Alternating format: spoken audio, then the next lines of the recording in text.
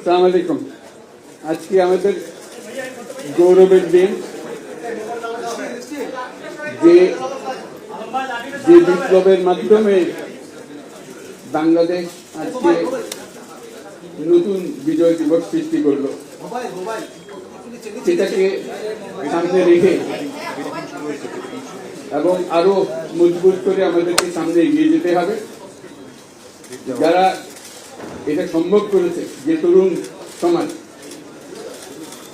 তাদের প্রতি আমি আবার সমস্ত প্রশংসা এবং কৃতজ্ঞতা জানাচ্ছি তাদের। তারা আমার পাশে আছে। এরা এই দেশকে রক্ষা করেছে, এই দেশকে নতুনভাবে পুনর্জন্ম দিয়েছে এবং এই পুনর্জন্মে যে বাংলাদেশ পেলাম, সেই বাংলাদেশ যেন অত্যন্ত দ্রুত গতিতে এগিয়ে চলতে পারে, সেটাই হলো আমাদের শপথ। সেটা আমরা রক্ষা করতে চাই, এগিয়ে যেতে চাই। আজকে আবু সাঈদের কথা মনে পড়ছে আমাদের, যে আবু সাঈদের ছবি বাংলাদেশের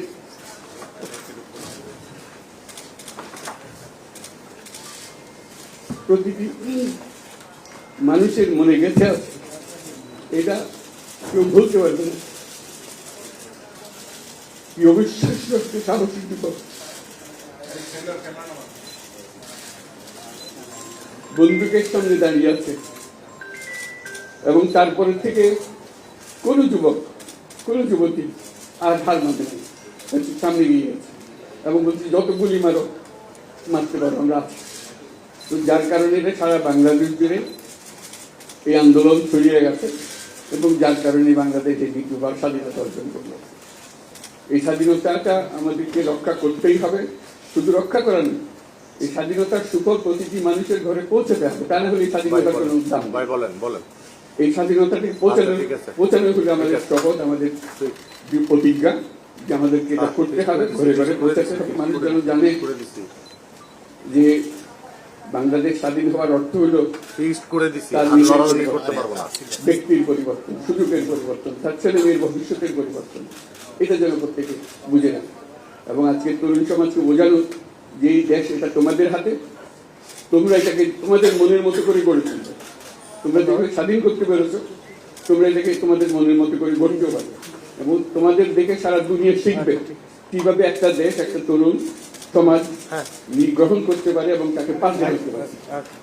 তাদেরকে আমি বারে বারে এমনি উপদেশ দিই যে পুরোনোদের বাদ দাও, তাদের এই পুরোনো চিন্তা দিয়ে এটার মুক্তি আমাদের হবে না। করি সারা দুনিয়ার মধ্যে, শুধু বাংলাদেশের কথা না, সারা দুনিয়ার কথা বলছি। তোমাদের মধ্যে যে শক্তি আছে, যে ক্রিয়েটিভিটি আছে, সৃজনশীলতা আছে, সেই সৃজনশীলতাকেও কাজে লাগাতে হবে।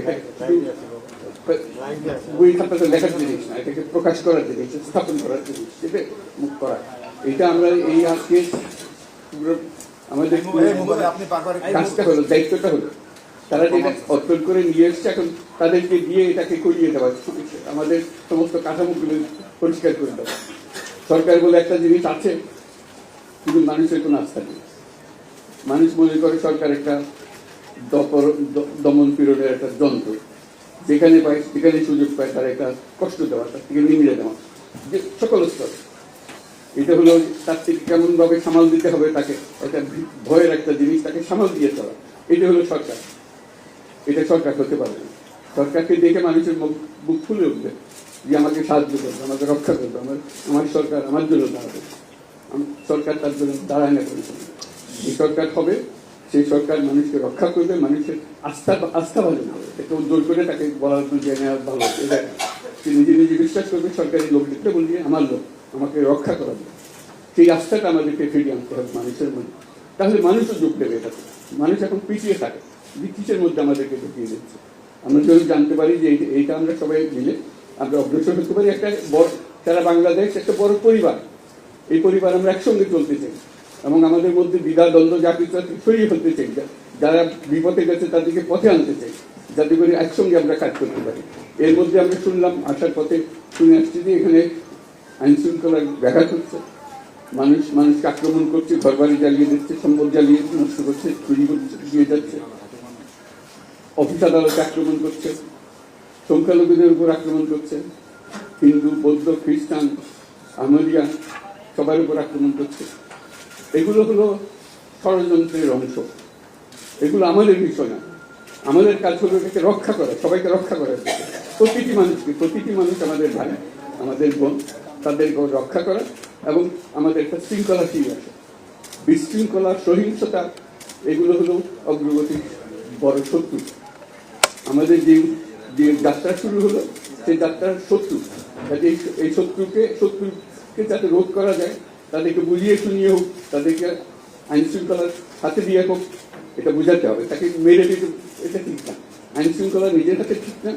তাকে আমাদের আইন শৃঙ্খলা বাহিনী এমন হতে হবে, তাদের হাতে সুপর্দ করলে আমরা নিশ্চিন্ত থাকবো তার একটা বিধিত হবে। এমনগুলো আমরা হাতে দিয়ে দিলাম, 2 টাকা নিয়ে আবার ছেড়ে দিল, এটা যেন আবার না হয়। আমাদের সেই আস্থাটা আমাদেরকে আনতে হবে। কাজে আইন শৃঙ্খলাটা এখন আমাদের প্রথম কাজ।